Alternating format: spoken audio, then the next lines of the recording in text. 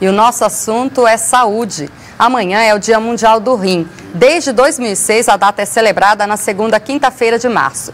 E a gente conversa com o médico Miguel Arcanjo sobre as doenças renais que mais afetam a população. Bom dia, doutor Miguel. E quais são os problemas que mais afetam o rim e por quê? Bom dia, Lenilda. Hoje a insuficiência renal crônica é a mais evidente. Temos também de mostrar para a população que existe a insuficiência renal aguda, que está iniciando a época da chuva, e é nessa época da chuva que a gente tem uma bactéria chamada leptospira, que dá a leptospirose. Né? E essa leptospirose, o rato contaminado, urina nas vias, né? E com a chuva começa a contaminação da insuficiência renal aguda, que é uma lesão reversível, cura, mas é uma lesão rápida e que muitas vezes grave. Doutor, eu tenho a impressão que os rins são órgãos que a gente não costuma pensar muito neles. A gente só vai perceber a importância dos rins quando adoece, quando eles deixam de funcionar. Por isso que tem tão pouca prevenção? O importante da prevenção do rim, a gente sempre procura conscientizar a população com relação às duas maiores causas, que é a hipertensão arterial e diabetes. Né? O diabetes e a hipertensão descontrolada, ou seja, acima dos seus parâmetros normais, começa a agredir o rim. A hipertensão arterial sempre, a longo prazo, ela começa a acometer os rins, atrofia os rins e dando uma sobrecarga cardíaca. São os dois grandes problemas no organismo. E o diabetes é uma lesão prolongada de 10, 15 anos, que a pessoa não percebe, é uma doença assintomática, é uma doença silenciosa. Quando menos espera, você já tem aquela lesão, e uma lesão irreversível que chega muitas vezes a fazer hemodiálise. A gente tem que controlar sempre a quantidade de sal e de açúcar, isso é básico. Agora, que outros cuidados nós podemos ter no dia a dia para garantir a saúde dos rins, o bom funcionamento?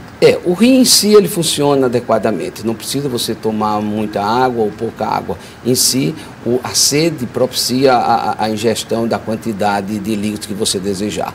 Só nos casos de cálculo renal que a gente solicita que o paciente tome de 2 a 3 litros por dia, certo? Então, nesses casos, é necessário água.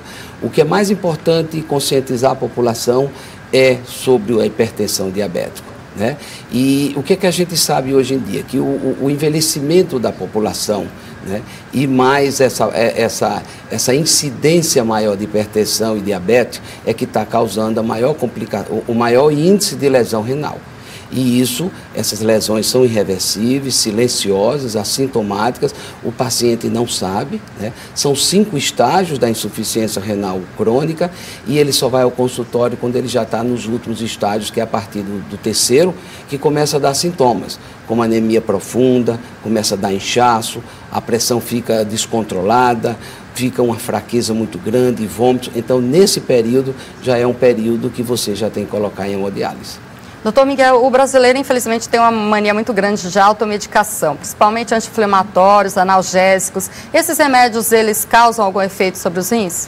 Principalmente o anti-inflamatório a longo prazo. É conhecido que o diclofenato de sódio, que é o Voltaren, ele a longo prazo, principalmente aquelas pessoas que têm artrose, que tomam bastante, ele danifica gradativamente o rim. Então, você não deixa de tomar o diclofenato, mas não a longo prazo. A longo prazo que o senhor diz é assim, quantos meses? Né? Anos? São pessoas que têm artrose durante 10 anos, e durante 10 anos tomam diclofenato. Né? Então, hoje se sabe que além do diclofenato, a furosemida, que normalmente é utilizado para a pessoa urinar a longo prazo, grandes quantidades, também dá uma lesão renal. Então, se a pessoa tiver uma lesão leve, precisar tomar um anti-inflamatório por causa de uma lesão muscular, não chega a ter risco, não? Não tem problema. E a gente enfatiza também o seguinte, que hoje é importante a prevenção, né? A prevenção, o diagnóstico precoce e o tratamento. Porque, como eu falei, são 5 estágios. Se você contactar, se você perceber que aquele paciente está no estágio 1 e 2, você pode estabilizar a lesão renal, você pode controlar a sua hipertensão, você pode controlar a sua infecção urinária, você pode controlar o diabetes. Doutor, e qual é o cuidado que a gente deve ter, assim, com consultas periódicas? Que sintomas a gente sente que o rim não está funcionando bem e deve procurar um médico? Ou se deve ir periodicamente, independente de sentir algum sintoma? Eu acho que não deve ir a médico só porque vai imaginar que possa ter doença renal. Eu acho que as pessoas que têm infecções urinárias de recorrente, reinfecção, esse tem que procurar um médico e procurar a causa. Aqueles que têm cálculo renal, é importante procurar um médico para curar, para tratar o seu cálculo renal. Tem outras doenças de menor casualidade, que são as nefrites, né? Aquelas nefrites aguda, mas o grande problema é todo paciente que tem a hipertensão e tem a diabetes, existem 3 exames que normalmente é solicitado: a ureia, a creatinina e o sumário de urina. Quando detecta que aquele paciente tem alguma normalidade, aí você aprofunda, tendo um exame assim muito mais apurado hoje em dia, que o nefrologista pede, é a microalbuminúria 24 horas. Isso é um exame específico para você detectar se aquele paciente já tem um processo inflamatório no seu rim. E com relação a esse cálculo renal, o que é que provoca o cálculo renal? Como é que a gente pode evitar isso? O cálculo renal é hereditário. Você pode perceber que normalmente numa família, quem tem cálculo renal, o seu pai, a mãe, o irmão, então não tem muito como evitar a formação do cálculo. Você tem como amenizar, através de quê? De tratamento com muito líquido. Não existe tratamento para você não ter cálculo. Você tomando muito líquido, porque o cálculo é o seguinte, é umas poeirinhas, uns pequenos elementos que se formam, é o oxalato de cálcio, que é 95%. Então, se você toma muito líquido, aquele oxalato de cálcio vai sendo eliminado pela urina. Se você toma pouco líquido ou vive numa região como no Nordeste, que você transpira mais do que urina, automaticamente vai se formar. O pequeno cálculo é aquele que dói, é aquele que vai descendo pelo ureter e tem uma dor muito forte. Tem um cálculo médio, que esse só trata através da litotripsia, que é aquele bombardeamento, você quebra. E o cálculo grande, que chama-se coraliforme. Esse você tem que operar para retirar.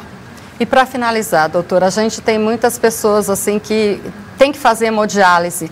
Por quê? Porque, de certa forma, diminui bastante a qualidade de vida, né? Pessoas que têm que ficar lá dentro do hospital, filtrando o sangue de forma artificial, diariamente até. Infelizmente, o tratamento são 3 vezes por semana, 4 horas, o resto da vida, né?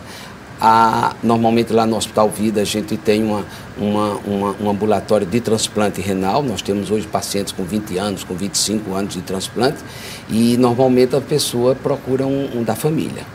Quem tem um doador familiar, a probabilidade de transplante é bem melhor e a sobrevida é muito maior. Muito obrigado, doutor, pelas informações e sucesso aí no trabalho. Obrigado também, obrigado à população.